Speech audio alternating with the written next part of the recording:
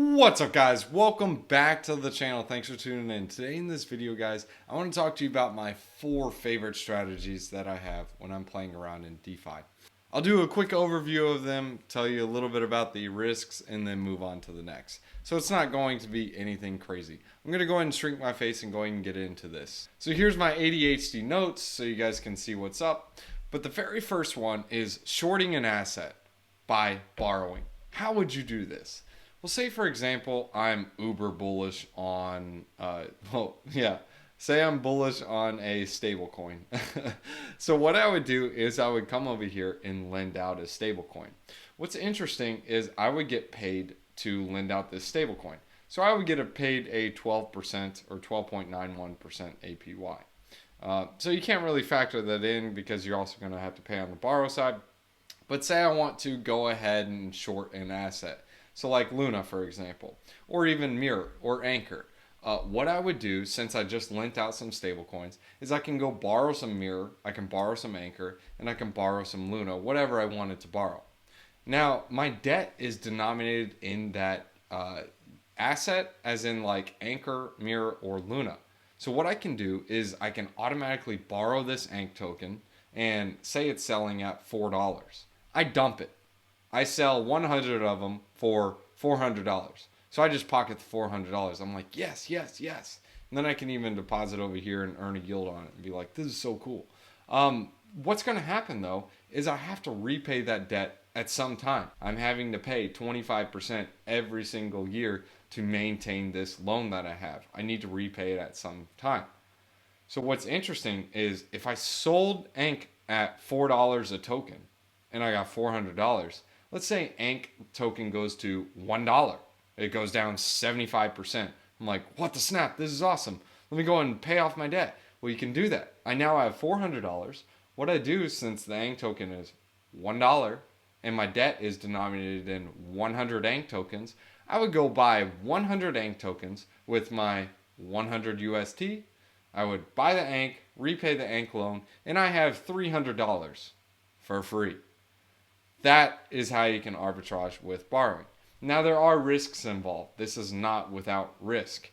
Keep in mind, if the ANK token just skyrockets to the moon, eventually you got to go back out there and rebuy that ANK asset to repay your loan. So there's a chance of a short squeeze. You can lose a lot of money that way. The other option is, well, you just completely get liquidated because you forget to repay your loan, and all your stable coins you supplied as collateral, well, they just get roasted. So that is another thing to keep in mind. So that's the very first strategy I wanted to talk to you guys about. The second one is lending and borrowing stable coins. Now this is fire sauce. This is one of my favorite strategies. Why do I like this strategy? Well, first, I have Bitcoin, Ethereum, and I have some other blue chip tokens that I just don't want to sell. Like, I don't want to sell them, but I still want to play around in DeFi. So I need to get some stable coins. What can I do?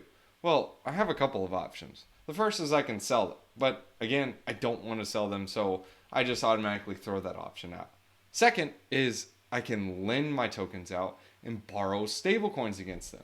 So now what I can do is I can lend my Luna, I can lend my Mirror, or Luna X, or even Ethereum. This is just a protocol that I'm showing you. There are other protocols that have more, like Aave. It'll have several different assets, and you can lend out the asset, and then you can come on the other side and borrow some stable coins.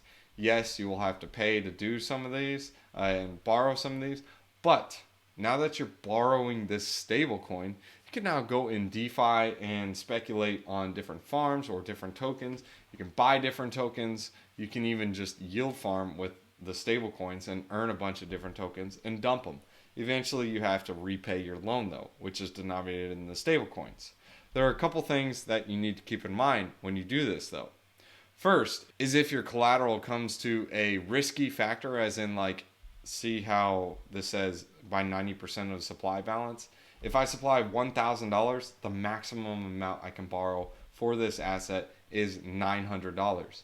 So if at any time it goes to $901, I'm liquidated. So they're going to take all of my tokens that I have because I'm over the 90% of the supply balance, and they're going to sell them to repay the loan that I have, and then the protocol pockets the spread. The protocol goes to the governance token holders. So that's how you can understand that. That is a risk. I can get liquidated. The second risk is their smart contract risk. There is a chance that a protocol may be hacked. There's also another risk that if the vaults are fully borrowed and I'm lending out my token, I can't withdraw it. Because if it's at 100% fully borrowed, well, I can't withdraw it because there's no asset to withdraw. Someone else is out there borrowing it. So there is a chance of that happening as well. So make sure you guys understand those different risks involved. Now the third one is using leveraged yield farming protocols. Now these are fire sauce, but these are super risky if you do not know what you're doing. I'm going to show you guys in Permamax. And Permamax is on Phantom, it's also on Ethereum, it's on several different chains. But the reason why I like leverage yield farming is for this reason. Which is more? 10% on $1,000 or 1% on $10,000? It's a trick question. They're actually the same exact thing. So with leverage yield farming, you're actually able to turn a small amount of money and be able to farm it with a larger amount of money. This is kind of cool to see because if you have a small amount of money, you're able to turn it into a large amount and participate in any of these yield farms. Let's go ahead and give you an example of some like pairs. Let's go for example with the Beats and FBeats pool. Well, FBeats is probably going to stay around the same price of Beats, and Beats is probably going to stay around the same price of FBeats. If we go back to the page that we were just on, I'll show you guys the difference in the yields for the leverage and the regular. As you guys can see here, the average APR for Beats and FBeats is 245%. But if I do 10x leverage, and that's possible to do, I can earn a 667% APR. So instead of 2.3xing my money, I can almost 7x my money in the same amount of time. So that's the power of leverage yield farming. Now there are risks involved in this. The first is impermanent loss.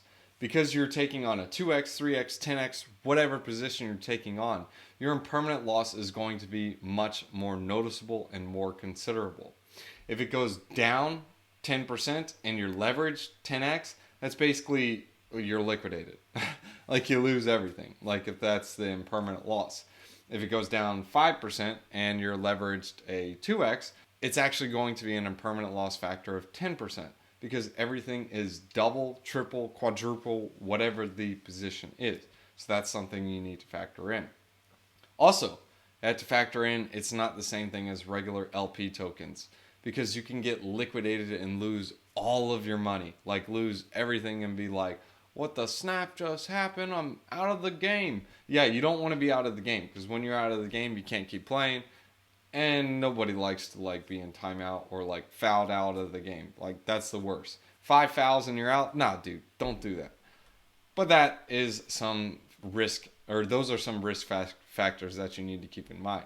Now the other end though, I really like leverage yield farming protocols because I like to take advantage of the degens. How do I take advantage of the degens? Well, as you can see here, I can get 40% on Phantom or 45% on Phantom, or even 57% on Phantom right here.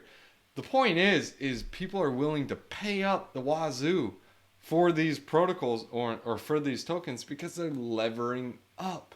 When they're levering up, I can simply say, here, take my tokens, I'll lend them out to you. Just, I ask for a premium. So you can actually get some really good yields on these leverage yield farming protocols. I mean, dude, like, seriously, some of these are pretty fire sauce. Like 15% single-sided APR on USDC. Like, that's like, what the snap? That's awesome. Or like, well, 41 or 0.41 is not that great on Bitcoin. But yeah, you can just look at these different ones, and as more people lever up on the vault, the yields go up. So that's something to keep in mind. So that is the third strategy. So the first, shorting an asset by borrowing. Second, using Bitcoin, ETH, and other blue chips to borrow stablecoins and play around in DeFi. Third, using leverage yield farming protocols in order to boost up the gains, or if you want to be less risky, you can take advantage of the DeFi degens in charging a higher yield. The fourth one is lping with two assets. Now this is one of my favorite ones because it auto buys the dips and auto sells the rips for you. If you and you'll get paid to do it. What do I mean by this? Well, say for example I'm LPing Phantom and USDC. And say Phantom is $1 and USDC is $1. So I'll do 50 tokens of Phantom and 50 tokens of USDC. Say Phantom goes to $2. Well, my pool will automatically sell my Phantom tokens for USDC. Remember, it's 50-50. So what will happen is I'll end up having about 27 or 30 Phantom, just about, because it's not exactly 1-to-1. And on the other side, I'll have about 75, 80 USDC, or maybe even about 90 USDC. So I still made money in that position. Yes, I sold some of my Phantom, but now I have more USDC. But what's cool at this point is I just auto sold the rip, as in like it went up to $2. Sure, I would have had more money if I held the Phantom token. I would end up with $150 because if I have 50 Phantom and it's worth $2 now, that's $100, and 50 USDC, it's 150. Whereas with the LP scenario, I end up with like 125. So sure, you don't make like as much, but you still make money and you auto sold the rip. I mean, who sells the tops anyways? So once that happens, I auto sold the rip. So now what I can do is I can go ahead and withdraw the assets if I wanted to sell that, lock in the profits, and then sell the rest of the Phantom if I wanted to. Or I can be like, I really didn't want to sell, but these 70% APRs are really nice. So go ahead and keep paying me the APR and I'll keep playing the game. Say for example, Phantom goes to 50 cents now. Well, what will happen to the pool is now you have about 25 to 30 USDC, and now you have about 75 Phantom. So you automatically bought the dip when you withdraw. So now I got a bunch of Phantom, and I got some USDC. I auto bought the dip, and I got paid to do it. So now I got the farming rewards. I also got the swap fees. I got my stablecoin still because I auto bought the dip. And now I got a bigger bag of Phantom because I auto bought the dip. You can take advantage of that on the upside as well. Say for example, you did hold the Phantom in USDC and you're like, yeah, I know this is going to $2. So it goes to $2. You're like, man, dude, I'm so smart. I just doubled my money. What you can do is you can sell 50%, LP the asset, and now when it dips, you're going to auto buy the dip because you took profits at the top. And then you repeat the process and do the same junk different day. So those are my 4 favorite strats in DeFi that I really like to use. I'll sum it up again. Shorting an asset by borrowing. Second, using BTC, ETH, and other blue chips in order to borrow stablecoins on these protocols and play around in DeFi. Third, using leverage yield farming protocols to at least lend out an asset single-sided or lever up with like pairs, so it's a lower chance of being liquidated. Fourth, LPing with 2 assets to auto buy the dips and auto sell the rips. Thanks for tuning in, guys. Let's go ahead and leave you guys with a wisdom one-liner. Proverbs chapter 18 verses 21. The tongue has the power of life and death, and those who love it will eat its fruit. What power does your tongue have? Is it life or death? Make sure it's life. If you guys want to jump in the Discord, there's a Patreon link in the description below. That'll give you access to the Discord. Make sure you guys do the VIP tier. Basically, I talk about different DeFi strategies I'm doing in the market, and there is some exclusive content that I don't show on YouTube. And there's other DeFi degens just like you. Thanks for tuning in, guys. See you in the next one. You guys can also catch me on tweeters at rent a home fast, like literally at rent a home fast.